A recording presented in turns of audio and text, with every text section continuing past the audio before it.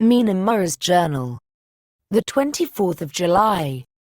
Whitby. Lucy met me at the station, looking sweeter and lovelier than ever, and we drove up to the house at the Crescent in which they have rooms. This is a lovely place. The little river, the Esk, runs through a deep valley, which broadens out as it comes near the harbour. A great viaduct runs across, with high piers, through which the view seems somehow further away than it really is. The valley is beautifully green, and it is so steep that when you are on the highland on either side you look right across it, unless you are near enough to see down. The houses of the old town, the side away from us, are all red-roofed, and seem piled up one over the other anyhow, like the pictures we see of Nuremberg. Right over the town is the ruin of Whitby Abbey, which was sacked by the Danes, and which is the scene of part of Marmion, where the girl was built up in the wall.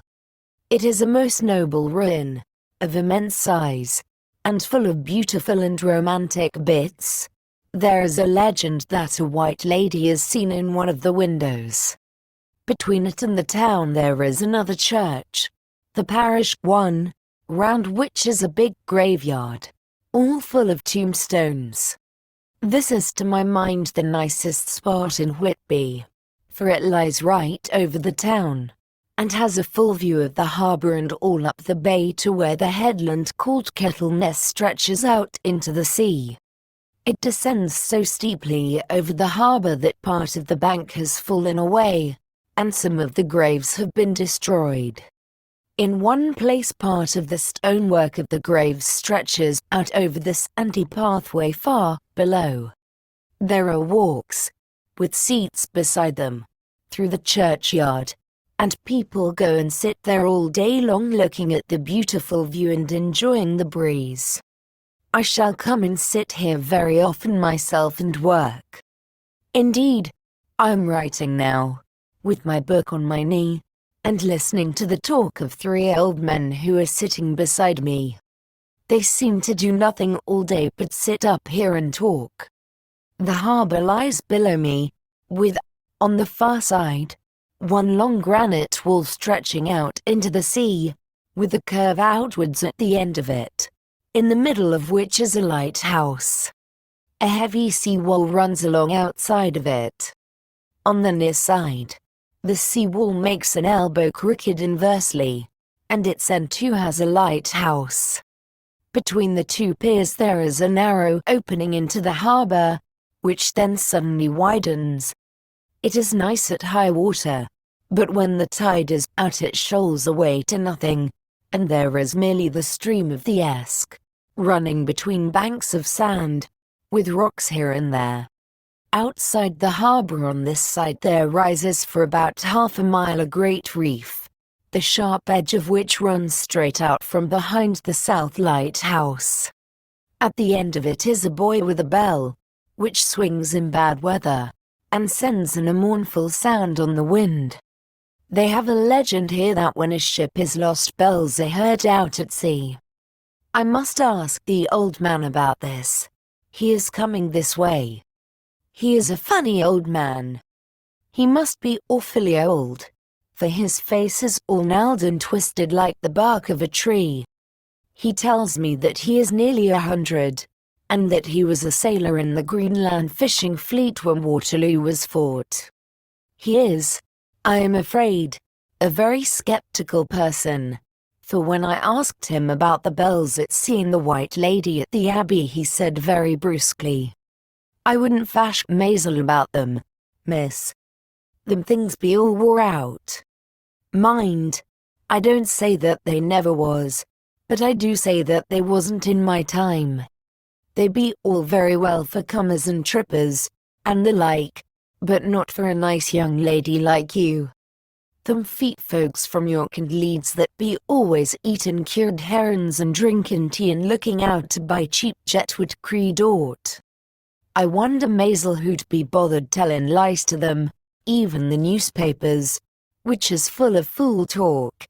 I thought he would be a good person to learn interesting things from, so I asked him if he would mind telling me something about the whale fishing in the old days. He was just settling himself to begin when the clock struck 6, whereupon he labored to get up and said, "I must gang inwards home now, miss. My granddaughter doesn't like to be kept waiting when the tea is ready, for it takes me time to cram the grease, for there be a many of 'em, and, miss, I lack belly timber selly by the clock." He hobbled away, and I could see him hurrying, as well as he could, down the steps. The steps are a great feature on the place. They led from the town up to the church. There are hundreds of them, I do not know how many, and they wind up in a delicate curve. The slope is so gentle that a horse could easily walk up and down them. I think they must originally have had something to do with the abbey. I shall go home too. Lucy went out visiting with her mother, and as they were only duty calls, I did not go. They will be home by this. The 1st of August. I came up here an hour ago with Lucy, and we had a most interesting talk with my old friend and the 2 others who always come and join him. He is evidently the Sir Oracle of them, and I should think must have been in his time a most dictatorial person. He will not admit anything, and down-faces everybody. If he can't out-argue them, he bullies them, and then takes their silence for agreement with his views. Lucy was looking sweetly pretty in her white lawn frock. She has got a beautiful color since she has been here. I noticed that the old men did not lose any time in coming up and sitting near her when we sat down. She is so sweet with old people. I think they all fell in love with her on the spot. Even my old man succumbed and did not contradict her, but gave me double share instead. I got him on the subject of the legends, and he went off at once into a sort of sermon. I must try to remember it and put it down. It be all fool talk, lock, stock, and barrel, that's what it be, and nowt else.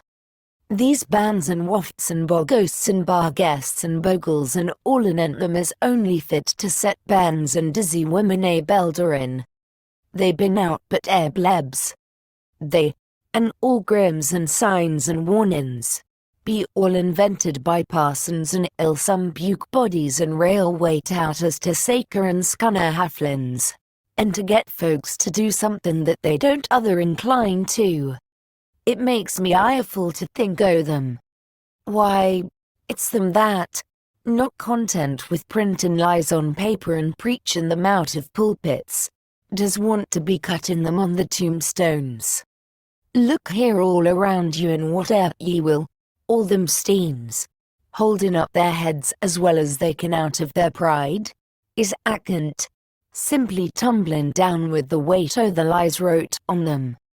Here lies the body or sacred to the memory wrote on all of them, and yet in nigh half of them there be'nt no bodies at all, and the memories of them be'nt cared a pinch of snuff about, much less sacred. Lies all of them, nothing but lies of one kind or another. My Gog, but it'll be a quescowderment at the day of judgment when they come tumbling up in their death socks, all jumped together and trying to drag their tombstones with them to prove how good they was, some of them tremblin' and ditherin', with their hands that dozen and slippy from lying in the sea that they can't even keep their grip o' them. I could see from the old fellow's self-satisfied air and the way in which he looked round for the approval of his cronies that he was showing off, so I put in a word to keep him going. "Oh, Mr. Swales, you can't be serious. Surely these tombstones are not all wrong." "Yablins. There may be a parish few not wrong, savin' where they make out the people too good. For there be folk that do think a barn bowl be like the sea, if only it be their own. The whole thing be only lies. Now look you here. You come here a stranger, and you see this Kirk Garth. I nodded, for I thought it better to assent, though I did not quite understand his dialect. I knew it had something to do with the church. He went on, and you concert that all these steens be a boon folk that be happed here. Snod and snog, I assented again. Then that be just where the lie comes in. Why?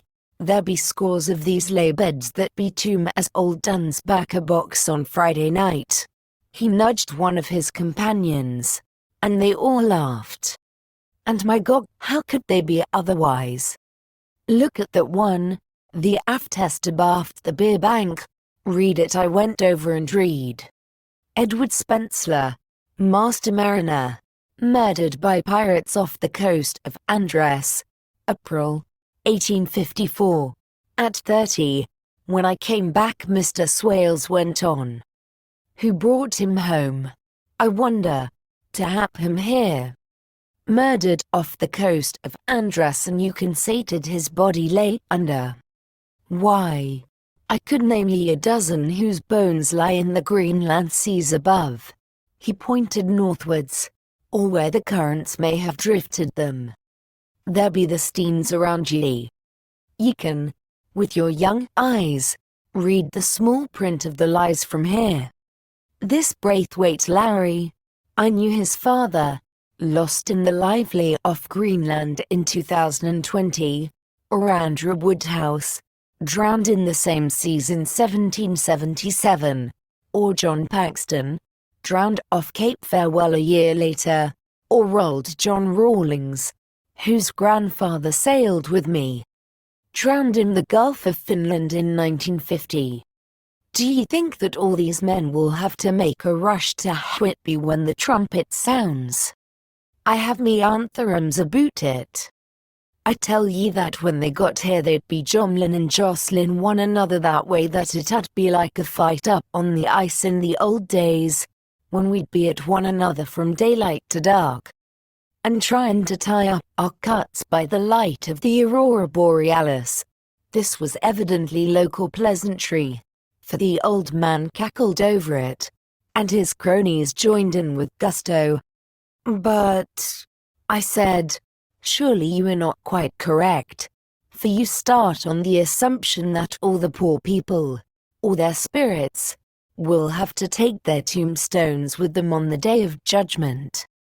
Do you think that will be really necessary? Well, what else be they tombstones for?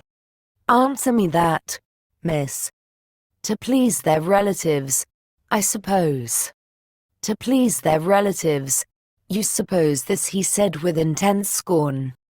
How will it pleasure their relatives to know that lies is wrote over them, and that everybody in the place knows that they be lies? He pointed to a stone at our feet which had been laid down as a slab, on which the seat was rested, close to the edge of the cliff. Read the lies on that Thruffstein, he said. The letters were upside down to me from where I sat, but Lucy was more opposite to them, so she leant over and read. Sacred to the memory of George Cannon, who died, in the hope of a glorious resurrection, on the 29th of July, 1873, falling from the rocks at Kettleness. This tomb was erected by his sorrowing mother to her dearly beloved son. He was the only son of his mother, and she was a widow. Really, Mr. Swales, I don't see anything very funny in that. She spoke her comment very gravely and somewhat civilly. You don't see aught funny. Ha ha. But that's because ye don't gorm. The sorrowing mother was a hell cat that hated him because he was a correct, a regular amateur he was, and he hated her so that he committed suicide in order that she mightn't get an insurance she put on his life. He blew nigh the top of his head off with an old musket that they had for scaring the crows with. 'Twarn't for crows then, for it brought the clegs and the daps to him. That's the way he fell off the rocks. And, as to hopes of a glorious resurrection, I've often heard him say Maisel that he hoped he'd go to hell. For his mother was so pious that she'd be sure to go to heaven, and he didn't want to addle where she was. Now, isn't that Steen at any rate? He hammered it with his stick as he spoke. A pack of lies, and won't it make Gabriel cackle when Giddy comes panting up the grease with the Tom Steen balanced on his hump, and asks it to be took as evidence. I did not know what to say, but Lucy turned the conversation as she said, rising up, "Oh, why did you tell us of this? It is my favorite seat, and I cannot leave it, and now I find I must go on sitting over the grave of a suicide. That won't harm ye, my pretty, and it may make poor Giddy gladsome to have so trim a lass sitting on his lap. That won't hurt ye. Why, I've sat here off and on for nigh 20 years past, and it hasn't done me no harm. Don't ye fash about them as lies under ye, or that doesn't lie there either. It'll be time for ye to be getting scart when ye see the Tom Steens all run away with, and the place as bare as a stubble field. There's the clock, and I must gang. My service to ye, ladies," and off he hobbled. Lucy and I sat a while, and it was also beautiful before us that we took hands as we sat, and she told me all over again about Arthur and their coming marriage. That made me just a little heartsick, for I haven't heard from Jonathan for a whole month. The same day, I came up here alone, for I am very sad. There was no letter for me. I hope there cannot be anything the matter with Jonathan. The clock has just struck 9. I see the lights scattered all over the town, sometimes in rows where the streets are, and sometimes singly. They run right up the Escondida way in the curve of the valley. To my left the view is cut off by a black line of roof of the old house next the abbey. The sheep and lambs are bleating in the fields away behind me, and there is a clatter of a donkey's hoofs up the paved road below. The band on the pier is playing a harsh waltz in good time, and further along the quay there is a Salvation Army meeting in a back street. Neither of the bands hears the other, but up here I hear and see them both. I wonder where Jonathan is and if he is thinking of me. I wish he were here. Dr. Seward's diary. The 5th of June. The case of Renfield grows more interesting the more I get to understand the man.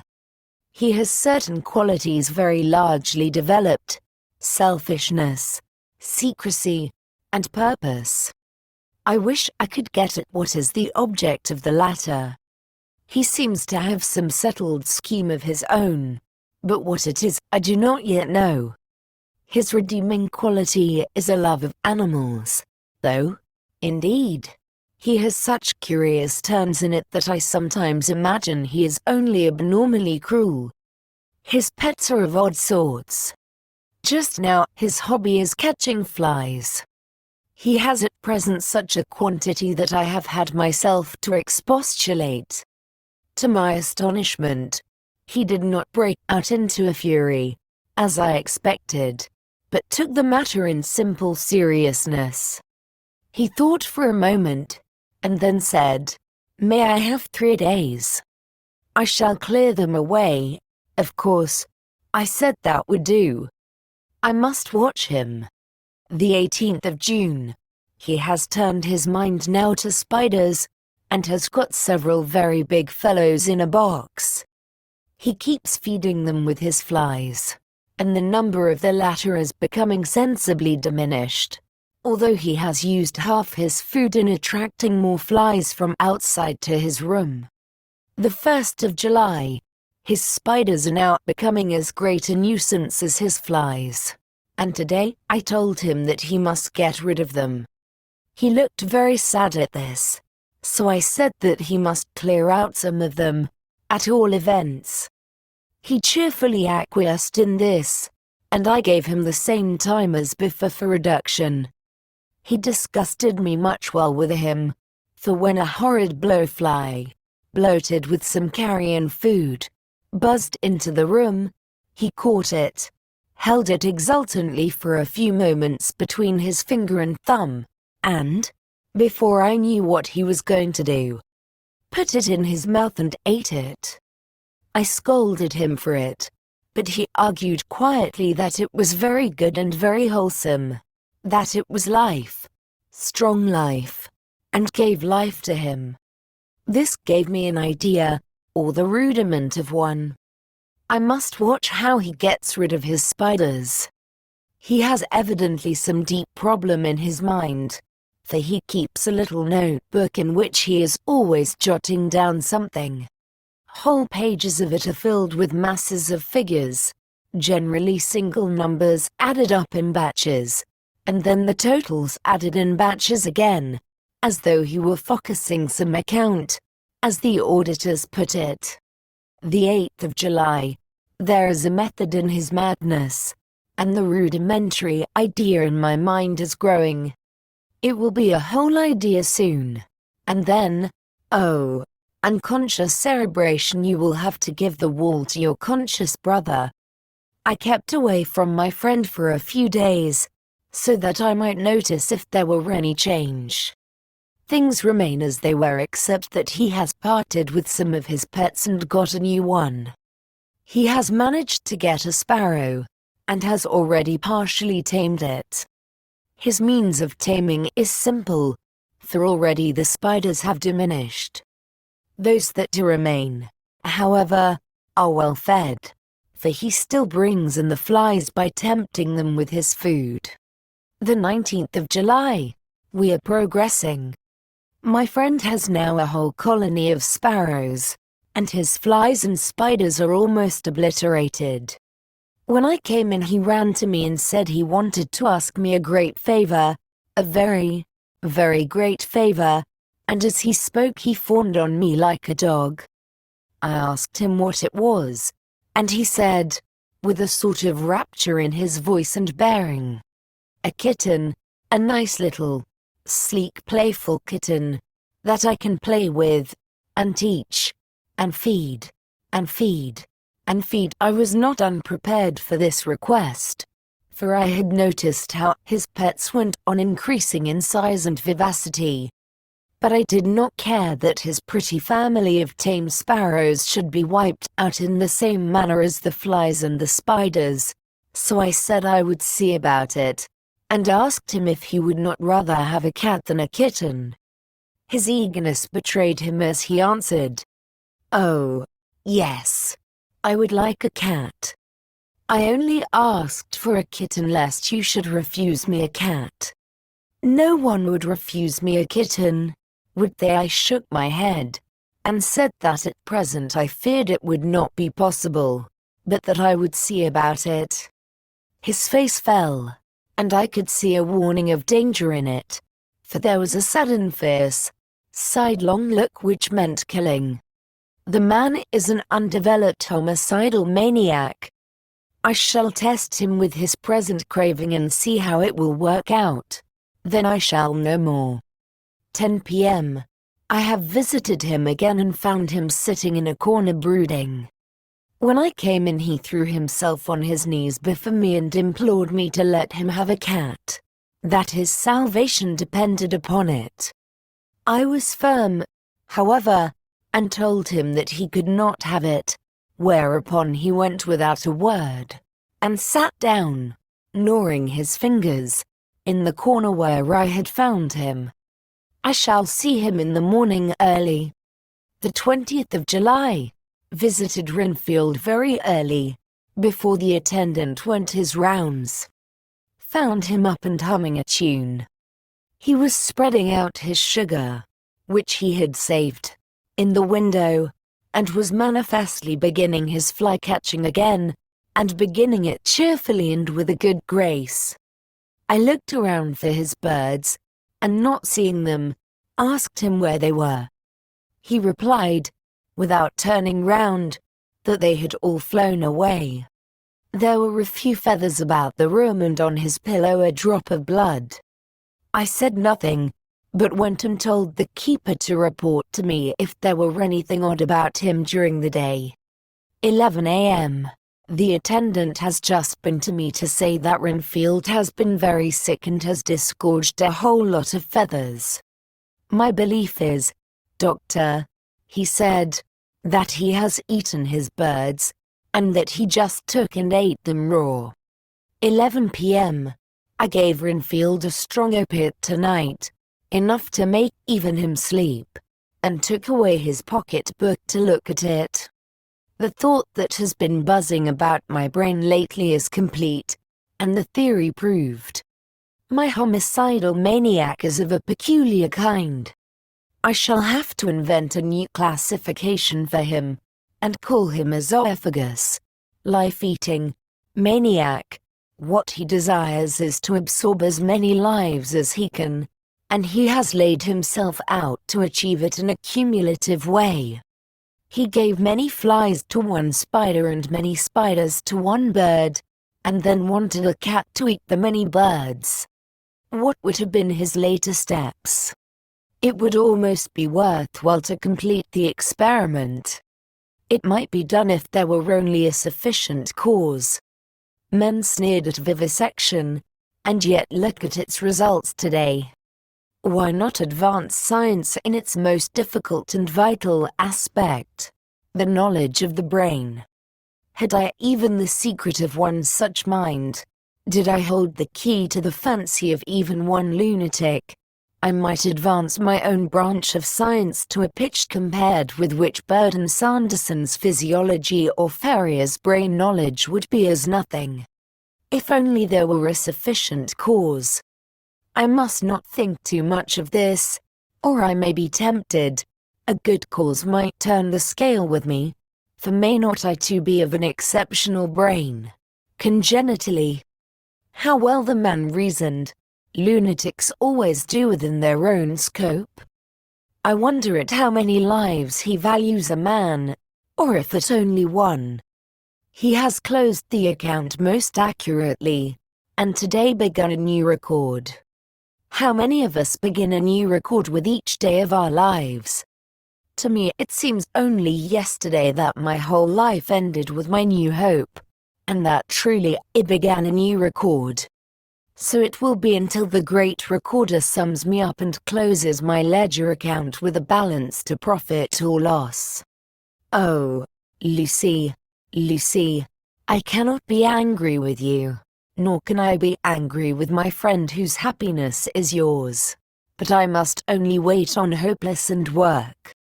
Work. If I only could have as strong a cause as my poor mad friend there, a good, unselfish cause to make me work, that would be indeed happiness. Mina Murray's Journal. The 26th of July. I am anxious, and it soothes me to express myself here. It is like whispering to oneself and listening at the same time. And there is also something about the shorthand symbols that makes it different from writing. I am unhappy about Lucy and about Jonathan. I had not heard from Jonathan for some time, and was very concerned, but yesterday dear Mr. Hawkins, who is always so kind, sent me a letter from him. I had written asking him if he had heard, and he said the enclosed had just been received. It is only a line dated from Castle Dracula, and says that he is just starting for home. That is not like Jonathan. I do not understand it, and it makes me uneasy. Then, too, Lucy, although she is so well, has lately taken to her old habit of walking in her sleep. Her mother has spoken to me about it, and we have decided that I am to lock the door of our room every night. Mrs. Westenra has got an idea that sleepwalkers always go out on roofs of houses and along the edges of cliffs and then get suddenly waken and fall over with a despairing cry that echoes all over the place. Poor dear. She is naturally anxious about Lucy, and she tells me that her husband, Lucy's father, had the same habit, that he would get up in the night and dress himself and go out, if he were not stopped. Lucy is to be married in the autumn, and she is already planning out her dresses and how her house is to be arranged. I sympathize with her, for I do the same. Only Jonathan and I will start in life in a very simple way, and shall have to try to make both ends meet. Mr. Homewood, he is the Hon. Arthur Homewood, only son of Lord Godalming, is coming up here very shortly, as soon as he can leave town, for his father is not very well, and I think dear Lucy is counting the moments till he comes. She wants to take him up to the seat on the churchyard cliff and show him the beauty of Whitby. I dare say it is the waiting which disturbs her. She will be all right when he arrives. The 27th of July. No news from Jonathan. I am getting quite uneasy about him. Though why I do not know, but I do wish that he would write, if it were only a single line. Lucy walks more than ever, and each night I am awakened by her moving about the room. Fortunately, the weather is so hot that she cannot get cold, but still the anxiety in the perpetually being wakened is beginning to tell on me, and I am getting nervous and wakeful myself. Thank God, Lucy's health keeps up. Mr. Homewood has been suddenly called to ring to see his father, who has been taken seriously ill. Lucy frets at the postponement of seeing him, but it does not touch her looks. She is a trifle stouter, and her cheeks are a lovely rose pink. She has lost that anemic look which she had. I pray it will all last. The 3rd of August. Another week gone, and no news from Jonathan, not even to Mr. Hawkins, from whom I have heard. Oh, I do hope he is not ill. He surely would have written. I look at that last letter of his, but somehow it does not satisfy me. It does not read like him, and yet it is his writing. There is no mistake of that. Lucy has not walked much in her sleep the last week, but there is an odd concentration about her which I do not understand. Even in her sleep she seems to be watching me. She tries the door, and finding it locked, goes about the room searching for the key. The 6th of August, another 3 days, and no news. This suspense is getting dreadful. If I only knew where to write to or where to go to, I should feel easier, but no one has heard a word of Jonathan since that last letter. I must only pray to God for patience. Lucy is more excitable than ever, but is otherwise well. Last night was very threatening, and the fishermen say that we're in for a storm. I must try to watch it and learn the weather signs. Today is a grey day, and the sun as I write is hidden in thick clouds, high over Kettleness.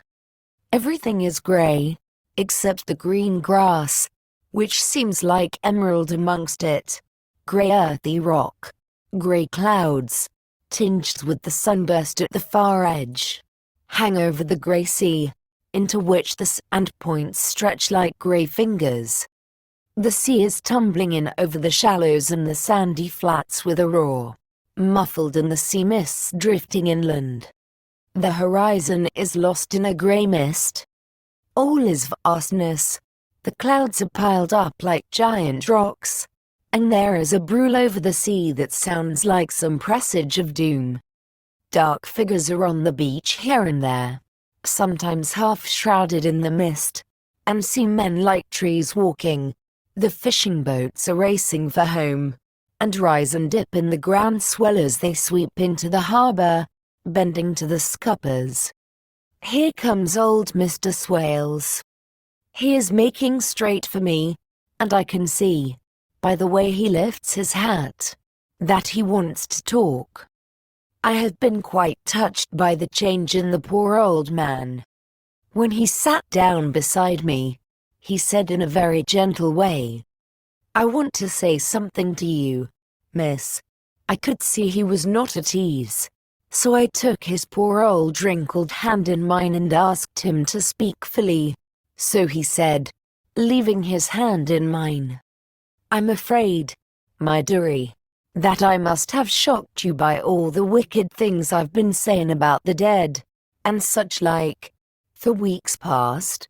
But I didn't mean them, and I want ye to remember that when I'm gone, we old folks that be daffled, and with one foot abaft the crockhole, don't altogether like to think of it, and we don't want to feel scared of it, and that's why I've took to making light of it, so that I'd cheer up my own heart a bit. But, Lord love ye, miss, I ain't afraid of dyin', not a bit, only I don't want to die if I can help it. My time must be nigh at hand now, for I be old, and 100 years is too much for any man to expect, and I'm so nigh it that the old man is already whetting his scythe. Ye see, I can't get out o' the habit of caffin about it all at once. The chafts will wag as they be used to. Some day soon the angel of death will sound his trumpet for me. But don't ye duel and greet, my dearie, for he saw that I was crying. If he should come this very night I'd not refuse to answer his call. For life be, after all, only a waitin' for something else than what we're doin', and death be all that we can rightly depend on. But I'm content, for it's comin' to me, my dearie, and comin' quick. It may be comin' while we be looking and wonderin'. Maybe it's in that wind out over the sea that's bringin' with it loss and wreck, and sore distress, and sad hearts. Look, he cried suddenly. There's something in that wind and in the host beyond that sounds, and looks, and tastes, and smells like death. It's in the air. I feel it comin'. Lord, make me answer cheerful when my call comes. He held up his arms devoutly, and raised his hat. His mouth moved as though he were praying. After a few minutes' silence, he got up, shook hands with me, and blessed me, and said goodbye, and hobbled off. It all touched me, and upset me very much. I was glad when the Coast Guard came along, with his spyglass under his arm. He stopped to talk with me, as he always does, but all the time kept looking at a strange ship. I can't make her out, he said. She's a Russian, by the look of her, but she's knocking about in the queerest way. She doesn't know her mind a bit.